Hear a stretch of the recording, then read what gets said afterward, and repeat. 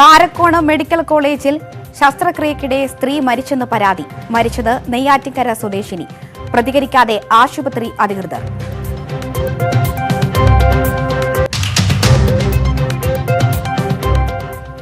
പുഴയോരങ്ങൾ കണ്ടൽ സമൃദ്ധമാക്കാൻ പരിസ്ഥിതി പ്രവർത്തകർ. 50,000-ഓളം കണ്ടൽ ചെടികൾ സജ്ജം.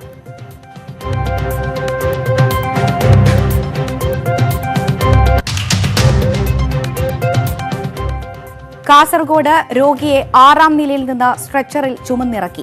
ജനറൽ ആശുപത്രിയിലെ ലിഫ്റ്റ് തകരാറിലായിട്ട് 1 മാസം.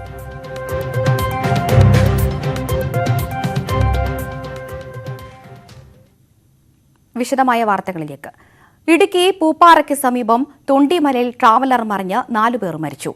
തിരുനെൽവേലിയിൽ നിന്നും മൂന്നാറിലേക്ക് പോയ വാഹനമാണ് അപകടത്തിൽപ്പെട്ടത്. അപകടത്തിൽ 13 പേർക്ക് പരിക്കേറ്റു. ഇതിൽ 2 പേരുടെ നില അതീവ ഗുരുതരമാണ്.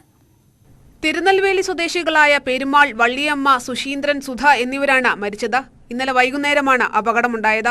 ബോഡിമെട്ടിനും പൂപ്പാറയ്ക്കുമിടയിൽ തൊണ്ടിമലയിൽ കൊടും വളവിൽ നിയന്ത്രണം നഷ്ടമായ വാഹനം കൊക്കയിലേക്ക് പതിക്കുകയായിരുന്നു. റോഡിന്റെ താഴ്ഭാഗത്തുള്ള ഏലത്തോട്ടത്തിലേക്ക് കുത്തനെ മറിഞ്ഞ നിലയിലായിരുന്നു വാഹനം.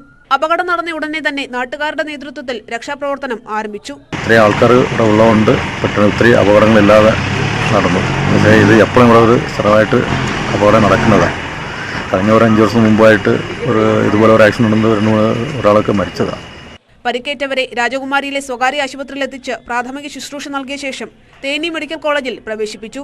തേനിയിൽ വെച്ചാണ് സുധ മരണപ്പെട്ടത്.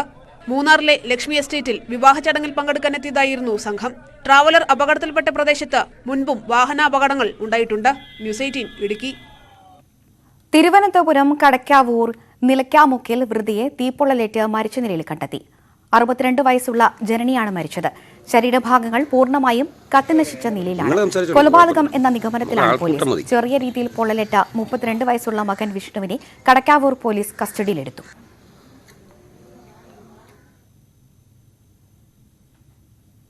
തിരുവനന്തപുരം കാരക്കോണം CSI മെഡിക്കൽ കോളേജിൽ ശസ്ത്രക്രിയയെ തുടർന്ന് സ്ത്രീ മരിച്ചതായി പരാതി. നെയ്യാറ്റിൻകര സ്വദേശിനി ചന്ദ്രികയുടെ മരണം ചികിത്സാ പിഴവ് മൂലമാണെന്നാണ് ബന്ധുക്കളുടെ ആരോപണം. ആരോപണത്തെക്കുറിച്ച് പ്രതികരിക്കാൻ ആശുപത്രി അധികൃതർ തയ്യാറായിട്ടില്ല. ഏപ്രിൽ 19-നാണ് വൃക്ക സംബന്ധമായ ശസ്ത്രക്രിയയ്ക്കായി നെയ്യാറ്റിൻകര പരിണിയം സ്വദേശി ചന്ദ്രികയെ കാരക്കോണം CSI മെഡിക്കൽ കോളേജിൽ പ്രവേശിപ്പിച്ചത്. രാവിലെ 8 മണിക്ക് ശസ്ത്രക്രിയയ്ക്ക് വിധേയയാക്കിയ ചന്ദ്രികയെ 2 മണിയോടെ വെന്റിലേറ്ററിൽ പ്രവേശിപ്പിക്കുകയായിരുന്നു. BP കുറഞ്ഞതാണ് വെന്റിലേറ്ററിലേക്ക് മാറ്റാൻ കാരണമെന്നാണ് ആശുപത്രി അധികൃതർ ബന്ധുക്കൾക്ക് നൽകിയ വിശദീകരണം. വെന്റിലേറ്ററിലേക്ക് മാറ്റിയതിന് പിന്നാലെ ചന്ദ്രിക മരിക്കുകയായിരുന്നു എന്നാണ് ബന്ധുക്കൾ പറയുന്നത്. ഇതോടെ മരണം ചികിത്സാ പിഴവ് മൂലമാണെന്ന് ബന്ധുക്കൾ ആരോപിക്കുകയായിരുന്നു. ഓപ്പറേഷൻ അയാൾ പറഞ്ഞത് ഒരു വശത്ത് ചെയ്ത് കംപ്ലീറ്റ് ആയി, അടുത്ത് അതിനെ കമഴ്ത്തി കിടത്തി ഇടിച്ച് ബാക്ക് സൈഡ് ചെയ്യാൻ പോയപ്പോഴാണ് കാറ്റ് ശ്വാസം കിട്ടുന്നില്ല. എന്തുകൊണ്ട് ശ്വാസം കിട്ടുന്നില്ല? ഈ വേസ്റ്റ് എല്ലാം കൂടെ കൊണ്ട് ഇവിടെ ആടുന്നു. അങ്ങനെയാണ് സംഭവം ഉണ്ടായത്. എന്നിട്ട് അവർ സമ്മതിക്കുന്നില്ല. അതേസമയം സംഭവത്തെക്കുറിച്ച് പ്രതികരിക്കാൻ ആശുപത്രി അധികൃതർ തയ്യാറായിട്ടില്ല. കഴിഞ്ഞ മാസമാണ് ശസ്ത്രക്രിയയ്ക്കായി ചന്ദ്രിക ബഹ്റിനിൽ നിന്ന് സഹോദരിക്കൊപ്പം നാട്ടിലെത്തിയത്. ന്യൂസ് 18 തിരുവനന്തപുരം. കാസർഗോഡ് ജനറൽ ആശുപത്രിയിലെ ലിഫ്റ്റ് തകരാറിലായതിനെ തുടർന്ന് രോഗിയെ 6ാം നിലയിൽ നിന്നും ചുമന്ന് താഴെയിറക്കി. ചുമട്ടുതൊഴിലാളികളാണ് രോഗിയെ ചുമന്ന് താഴെ എത്തിച്ചത്. ആശുപത്രിയിലെ 2 ലിഫ്റ്റുകളും തകരാറിലായിട്ട് 1 മാസത്തോളമായി. ഇത് പരിഹരിക്കാൻ നടപടിയില്ല.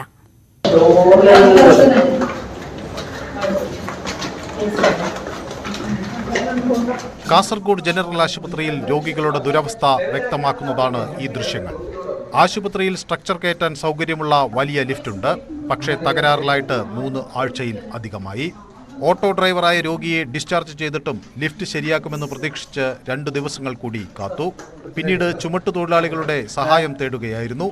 6ാം നിലയിൽ നിന്ന് നഗരത്തിലെ ചുമട്ടുതൊഴിലാളികളാണ് രോഗിയെ ചുമന്ന് താഴെ എത്തിച്ചത്. ഒരാഴ്ച മുമ്പ് ഒരു മൃതദേഹം ആശുപത്രിയുടെ 3ാം നിലയിൽ നിന്ന് താഴെ എത്തിച്ചതും ചുമട്ടുതൊഴിലാളികളുടെ സഹായത്തോടെയാണ്. 2 ലിഫ്റ്റുകളും തകരാറിലായതോടെ 7 നിലയുള്ള ആശുപത്രിയിലെ വാർഡുകളിലേക്കും തീവ്രപരിചരണ വിഭാഗം, ലേബർ, ശസ്ത്രക്രിയാ മുറികൾ എന്നിവിടങ്ങളിലേക്കും എത്തണമെങ്കിൽ പടികൾ കയറിപ്പോകേണ്ട അവസ്ഥയാണ്.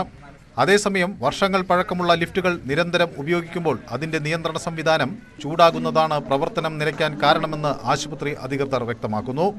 തകരാറിലായ വലിയ ലിഫ്റ്റ് നന്നാക്കാൻ മാത്രമായി 4 ലക്ഷത്തോളം രൂപ വേണമെന്നാണ് ആശുപത്രി അധികൃതർ പറയുന്നത്. കമ്പനിയുടെ സൗജന്യ സേവനം അവസാനിച്ചതിനാൽ ആശുപത്രിയുടെ വികസന സമിതിയിലെ ഫണ്ട് ഉപയോഗിച്ച് വേണം ലിഫ്റ്റ് നന്നാക്കാൻ. ന്യൂസ് 18 കാസർഗോഡ്. കാർഷിക കേരളം.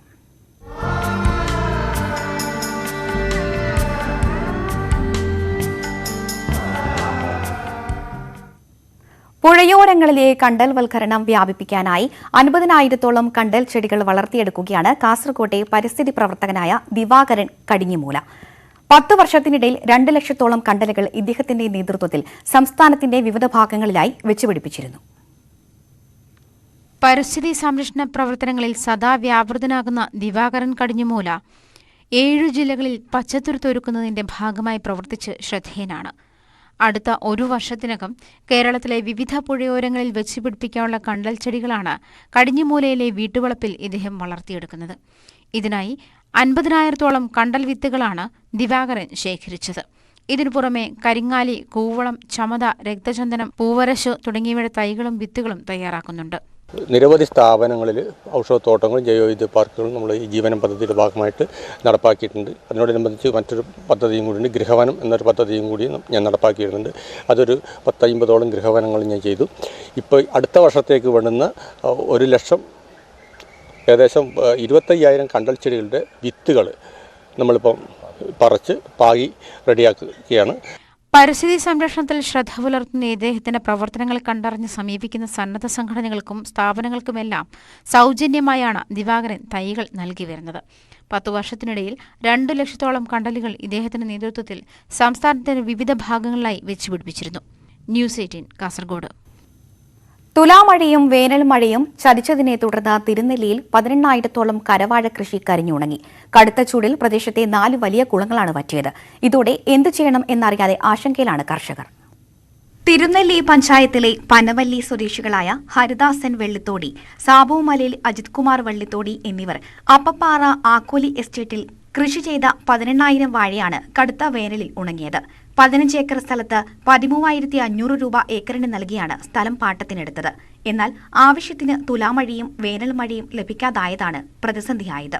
ഏകദേശം 50 ലക്ഷം റുപ്യൻ്റെ അടുത്ത് മുടക്കാണ്. പണി 90% പൂർത്തിയായി. അപ്പോഴേക്കാണ് മഴ ചതിച്ചത്. കാലവർഷവുമില്ല, തുലാവർഷവുമില്ല, വേനൽ മഴയില്ല. ഞങ്ങൾ ഒരു കുളമുണ്ടായിരുന്നു നല്ല കുറവുള്ളത്, അതും പറ്റി. ഇനി ഒരു രക്ഷയില്ല നനച്ചെടുക്കാൻ. 1 മാസക്കാലം കുളങ്ങളിൽ നിന്ന് വെള്ളമെടുത്ത് നനച്ചെങ്കിലും ഇപ്പോൾ കുളങ്ങളും വറ്റി. കുലച്ചു നിൽക്കുന്ന വാഴക്കുലകൾ മൂപ്പത്തിയാൽ ഈ സീസണിൽ നല്ല വില ലഭിക്കുന്നതാണ് ഇല്ലാതായത്. ഭീമമായ നഷ്ടം സംഭവിച്ച സാഹചര്യത്തിൽ കൃഷിവകുപ്പിന്റെ ഇടപെടലും സാമ്പത്തിക പിന്തുണയുമാണ് കർഷകരുടെ പ്രതീക്ഷ. ന്യൂസ് 18 മാനന്തവാടി. ദീർഘകാലമായി നീരൊഴുക്ക് തടസ്സപ്പെട്ടിരുന്ന തൃശൂർ മറ്റത്തൂരിലെ വെള്ളിക്കുളം തോട് വീണ്ടെടുക്കുന്നു. ബണ്ട് ഇടിഞ്ഞും കുളവാഴകൾ നിറഞ്ഞുമാണ് തോട്ടിൽ നീരൊഴുക്ക് തടസ്സപ്പെട്ടത്. മറ്റത്തൂർ പഞ്ചായത്തിന്റെ നേതൃത്വത്തിലാണ് തോട് വീണ്ടെടുക്കാനുള്ള പ്രവർത്തനങ്ങൾ പുരോഗമിക്കുന്നത്. തൃശൂരിന്റെ മലയോരത്തെ കാർഷിക മേഖലയായ മറ്റത്തൂർ പഞ്ചായത്തിന്റെ പ്രധാന ജലസ്രോതസ്സാണ് വെള്ളികുളം വലിയ തോട്. പഞ്ചായത്തിൽ 19 കിലോമീറ്റർ നീളത്തിലാണ് ഈ തോട് ഒഴുകുന്നത്. സമീപത്തുള്ള കോടശ്ശേരി പഞ്ചായത്തിൽ ഉത്ഭവിച്ച് മറ്റത്തൂരിലെ വാസുപുരത്ത് വെച്ച് കുറുമാലിപ്പുഴയിലാണ് വെള്ളികുളം തോട് ചേരുന്നത്. മറ്റത്തൂരിലെ ഒട്ടുമിക്ക പാടശേഖരങ്ങളിലും കൃഷിയിറക്കുന്നത് തോട്ടിലെ വെള്ളത്തെ ആശ്രയിച്ചാണ്. കുടിവെള്ള പദ്ധതികളും ചെറുകിട ജലസേചന പദ്ധതികളും പ്രവർത്തിക്കുന്നതും വെള്ളിക്കുളം തോട്ടിൽ പലയിടത്തായി നിർമ്മിച്ചിട്ടുള്ള ക്രോസ് ബാറുകളിൽ സംഭരിക്കുന്ന വെള്ളത്തെ ആശ്രയിച്ചാണ്. ഈ തോട് ബണ്ടിടിഞ്ഞും കുളവാഴകളും മരങ്ങളും തിങ്ങി വളർന്നും ദീർഘകാലമായി നാശോന്മുഖമായിരുന്നു. നമ്മുടെ മറ്റത്തൂർ പഞ്ചായത്തിന്റെ ജീവനാഡിയായ വലിയ തോടെന്ന് പേര് മാത്രമേ എത്ര കാലം ഉണ്ടായിരുന്നുള്ളൂ. ആ വലിയ തോടാക്കാനുള്ള ഒരു ശ്രമമാണ് ഞങ്ങൾ നടത്തിക്കൊണ്ടിരിക്കുന്നത്. ഇപ്പോൾ ഞങ്ങൾ ചെയ്തു തുടർന്നിടത്തോളം ഏരിയ വളരെ വൃത്തിയായിട്ടുണ്ട്, അതുപോലെ തന്നെ നല്ല വിസ്തൃതമായിട്ടുണ്ട്. ഈ വർഷകാലത്ത് സുഖമായിട്ട് വെള്ളം ഒഴുകി പോകുന്നതിന് തെളിനീരൊഴുകും നവകേരളം എന്ന പദ്ധതിയുടെ ഭാഗമായിട്ട് തെളിനീരൊന്ന് ഒഴുക്കണം എന്നൊരു ആഗ്രഹത്തോടു കൂടി ഞങ്ങൾ ഒത്തൊരുമിച്ച് പ്രവർത്തിച്ചതിൻ്റെ ഫലം ഇവിടെ കണ്ടു തുടങ്ങി. അതിൽ വളരെയേറെ സന്തോഷമുണ്ട്. ഇരുവശങ്ങളിലും വളർന്നു നിൽക്കുന്ന കുറ്റിച്ചെടികൾ വെട്ടിനീക്കിയും യന്ത്രം ഉപയോഗിച്ച് ചെളിയും മണ്ണും കുളവാഴകളും മറ്റും നീക്കം ചെയ്തുമാണ് വലിയ തോടിനെ വീണ്ടെടുക്കുന്നത്. പദ്ധതി പൂർത്തീകരിക്കുന്നതോടെ പാടങ്ങളും സമീപത്തെ കൃഷിത്തോട്ടങ്ങളും വെള്ളത്തിൽ മുങ്ങുന്ന അവസ്ഥയ്ക്ക് ഒരു പരിധിവരെ പരിഹാരമാകും. കഴിഞ്ഞ വർഷം മെയ് മാസത്തിൽ തോട് നവീകരിക്കാനുള്ള പദ്ധതി നടപ്പിലാക്കാൻ ഒരുങ്ങിയെങ്കിലും മഴ ആരംഭിച്ചതിനാൽ നടന്നില്ല. ന്യൂസ് 18 മറ്റത്തൂർ. എറണാകുളം വടാട്ടുപാറ പലവൻപടി പുഴയിൽ കാണാതായവരുടെ മൃതദേഹം കണ്ടെത്തി. തോപ്പുംപടി സ്വദേശികളായ ആന്റണി, ബിജു എന്നിവരാണ് മരിച്ചത്. വിനോദസഞ്ചാരത്തിന് വടാട്ടുപാറയിലെത്തിയ 5-അംഗ സംഘത്തിൽ ഉൾപ്പെട്ടവരാണ് ഇത്. ഫോട്ടോ എടുക്കുന്നതിനിടയിലാണ് പുഴയിൽ വീണ് അപകടമുണ്ടായത്. കോതമംഗലത്ത് നിന്ന് അഗ്നിരക്ഷാസേനയെത്തി തിരച്ചിൽ നടത്തിയെങ്കിലും ഇന്നലെ കണ്ടെത്താനായിരുന്നില്ല. പ്രകൃതി സ്നേഹത്തിന്റെയും പുഴ സംരക്ഷണത്തിന്റെയും പാഠങ്ങളിലൂടെ അവധിക്കാലം ആഘോഷമാക്കാൻ കോഴിക്കോട് പാവയിൽ ഫെസ്റ്റ് ഒരുങ്ങുന്നു. തലക്കുളത്തൂർ, ചേളന്നൂർ പഞ്ചായത്തുകൾ അതിരു പങ്കിടുന്ന പാവയിൽ പ്രദേശത്തെ നാട്ടുകൂട്ടങ്ങൾ സംയുക്തമായി സംഘടിപ്പിക്കുന്ന മേള 23 മുതൽ 30 വരെയാണ് നടക്കുക.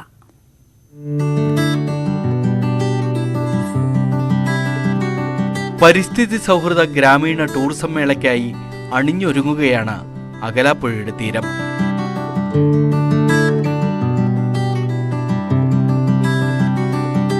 പ്രകൃതി സ്നേഹത്തിന്റെയും പുഴ സംരക്ഷണത്തിന്റെയും പാഠങ്ങളിലൂടെ അവധിക്കാലം ആഘോഷിക്കാൻ കൂട്ടുകാരും ഏറെയുണ്ട്.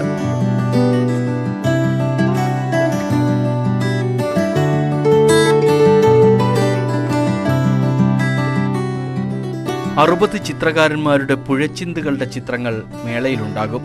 നാട്ടിൻപുറത്തെ ചായക്കടകളും മേളയിലെ പ്രധാന കാഴ്ചകളാണ്.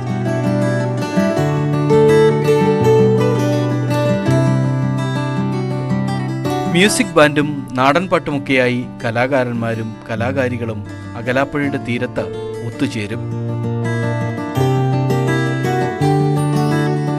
പരിസ്ഥിതി, അത് പ്രത്യേകിച്ചിട്ട് പുഴയുടെ സംരക്ഷണം അടിസ്ഥാനമാക്കിക്കൊണ്ടാണ് ഞങ്ങൾ ഈ മേള നടത്തിക്കൊണ്ടിരിക്കുന്നത്. വിവിധങ്ങളായ പരിപാടികൾ ഈ മേളയോടനുബന്ധിച്ചിട്ട് ഞങ്ങൾ നടത്തുന്നുണ്ട്. അതിൽ 3 ദിവസം നിൽക്കുന്ന ഇന്ത്യയുടെ വിവിധ സ്റ്റേറ്റുകളിൽ 16ഓളം സ്റ്റേറ്റുകളിൽ നിന്നുള്ള 240ഓളം കലാകാരന്മാർ പങ്കെടുക്കുന്ന ഒരു പരിപാടി ഇവിടെ നടത്തിക്കൊണ്ടിരിക്കുകയാണ്. 3 ദിവസമാണ് ഞങ്ങൾ ഈ പരിപാടി നടത്തുന്നത്. കാഴ്ചകളുടെ മനോഹാരിതയിൽ തുഴയെറിഞ്ഞ ജലാശയമേളയുമുണ്ട്.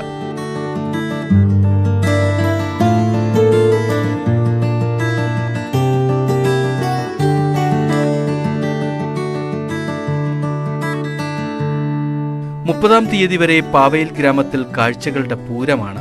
പാവയിൽ ഗ്രാമത്തിലെ നാട്ടുകൂട്ടങ്ങളാണ് ഒരാഴ്ച നീണ്ടു നിൽക്കുന്ന മേള സംഘടിപ്പിക്കുന്നത്.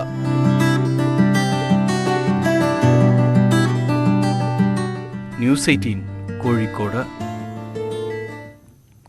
വൈക്കം തലയാഴം പ്രോഗ്രസീവ് കൾച്ചറൽ സെന്ററിന്റെ ആഭിമുഖ്യത്തിൽ കരി കലോത്സവത്തിന്റെ ഭാഗമായി ചിത്ര പ്രദർശനം നടത്തി. സംസ്ഥാനത്തിന്റെ വിവിധ ഭാഗങ്ങളിൽ നിന്നുള്ള 200ഓളം കലാകാരന്മാരുടെ ചിത്രങ്ങളാണ് പ്രദർശനത്തിൽ ഉള്ളത്.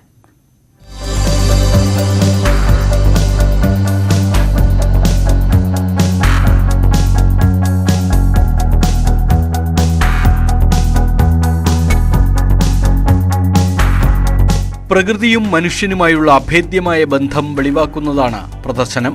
ശാസ്ത്ര സാങ്കേതിക രംഗത്തെ പുരോഗതി മനുഷ്യരുടെ ജീവിതത്തിലും മൂല്യങ്ങളിലും വരുത്തുന്ന മാറ്റങ്ങൾ പ്രതിഫലിപ്പിക്കുന്ന ചിത്രങ്ങൾ കാണികൾക്ക് നവ്യാനുഭവമായി.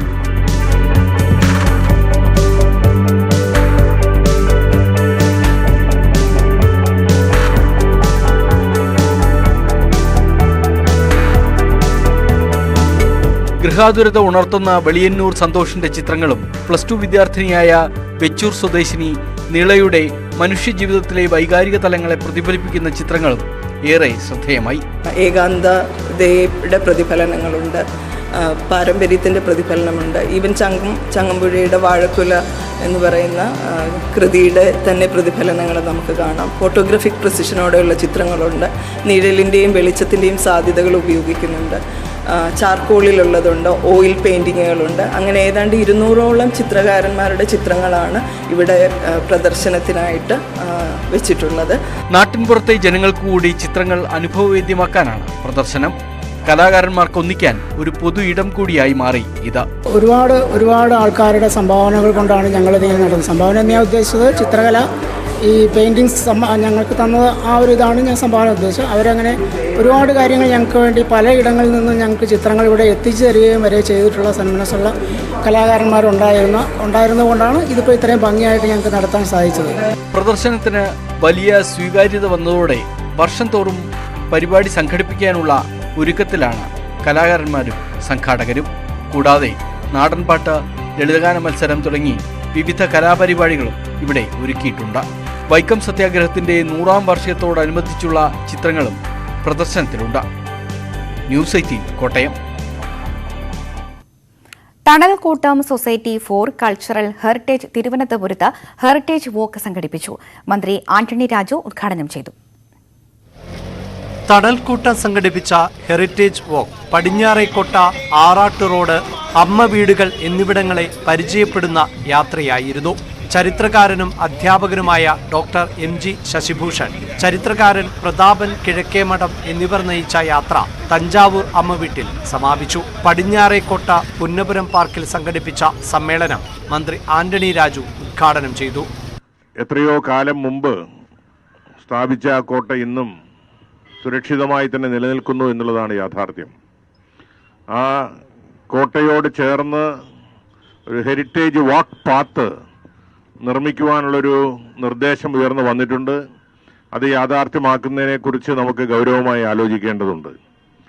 അങ്ങനെ വരുമ്പോൾ ഇത് ഒരു ദിവസമല്ല, ഇത് നാടിൻ്റെ നാനാഭാഗങ്ങളിൽ നിന്നെത്തുന്ന വിനോദസഞ്ചാരികൾ ഉൾപ്പെടെയുള്ള ചരിത്രം പഠിക്കാൻ, ചരിത്രം അറിയാൻ ആഗ്രഹിക്കുന്നവർക്കെല്ലാം തന്നെ സുഗമമായി സുരക്ഷിതമായി ആ പാതയിലൂടെ സഞ്ചരിച്ച് ഈ ചരിത്രത്തിൻ്റെ ഓരോ ഏടുകൾ, ഈ കോട്ടയുടെ ഓരോ കല്ലുകളും ഓരോ ചരിത്രം പറയുന്നവയാണ്. നാട്യശാല കഥകളി ആസ്വാദക സംഘത്തിന്റെ നേതൃത്വത്തിൽ ലവണാസുരവധം കഥകളിയും അരങ്ങേറി.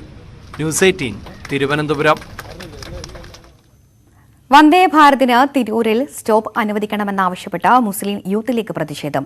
തിരൂർ സെൻട്രൽ ജംഗ്ഷനിൽ നിന്നും പ്രവർത്തകർ പ്രകടനമായാണ് എത്തിയത്. മാർച്ച് റെയിൽവേ സ്റ്റേഷന് മുന്നിൽ പോലീസ് തടഞ്ഞു. കുറുക്കോളി മൊയ്തീൻ MLA മാർച്ച് ഉദ്ഘാടനം ചെയ്തു. ജില്ലയോടുള്ള അവഗണന അനുവദിക്കില്ലെന്ന് പ്രതിഷേധക്കാർ പറഞ്ഞു. ഭൂവിഷയങ്ങളിൽ ഇടുക്കിയിൽ വീണ്ടും സമരകാഹളം ഉയരുന്നു. ഭൂനിയമ ഭേദഗതിയിൽ സർക്കാർ കാലതാമസം വരുത്തുന്നതായി ആരോപിച്ച് സമരത്തിനൊരുങ്ങുകയാണ് ഇടുക്കിയിലെ വ്യാപാരി സമൂഹം. സംസ്ഥാന സർക്കാരിന്റെ 2ാം വാർഷികാഘോഷ ദിവസം ഇടുക്കിയിൽ കടകൾ അടച്ച വ്യാപാരി വ്യവസായി ഏകോപന സമിതി പ്രതിഷേധിക്കും. കഴിഞ്ഞ നിയമസഭാ സമ്മേളനത്തിൽ ഭൂനിയമ ഭേദഗതി ബില്ല് അവതരിപ്പിക്കുമെന്നായിരുന്നു സർക്കാർ പ്രഖ്യാപനം. എന്നാൽ നടപടിയുണ്ടായില്ല. നിയമ ഭേദഗതിയും പട്ടയ വിഷയങ്ങളുടെ പരിഹാരവും അനന്തമായി നീളുന്ന സാഹചര്യത്തിലാണ് വ്യാപാരി വ്യവസായി ഏകോപന സമിതി സമരത്തിനൊരുങ്ങുന്നത്. സർക്കാരിന്റെ 2ാം വാർഷികാഘോഷം നടക്കുന്ന ദിവസം ഇടുക്കിയിലെ വ്യാപാരികൾ കടകൾ അടച്ചിടും. ജില്ലയിലെ ഒരു കേന്ദ്രത്തിൽ പ്രതിഷേധ ധർണ നടത്തും.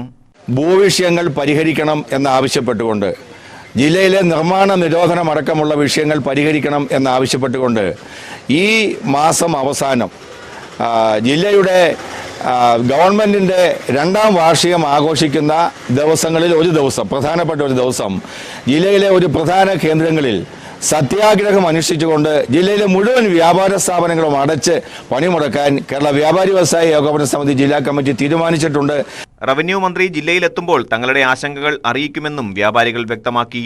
ഇടുക്കി ലാൻഡ് ഫ്രീഡം മൂവ്മെന്റ് അടക്കമുള്ള വിവിധ സംഘടനകളും സമരത്തിന് പിന്തുണ അറിയിച്ചിട്ടുണ്ട്. ഭൂനിയമ ഭേദഗതി വൈകുന്ന സാഹചര്യത്തിൽ ഇടുക്കി വീണ്ടും തുടർ സമരങ്ങൾക്ക് വേദിയാകും. ന്യൂസ് 18 ഇടുക്കി. നാട്ടുവർത്തമാനം പൂർത്തിയാകുന്നു. നമസ്കാരം.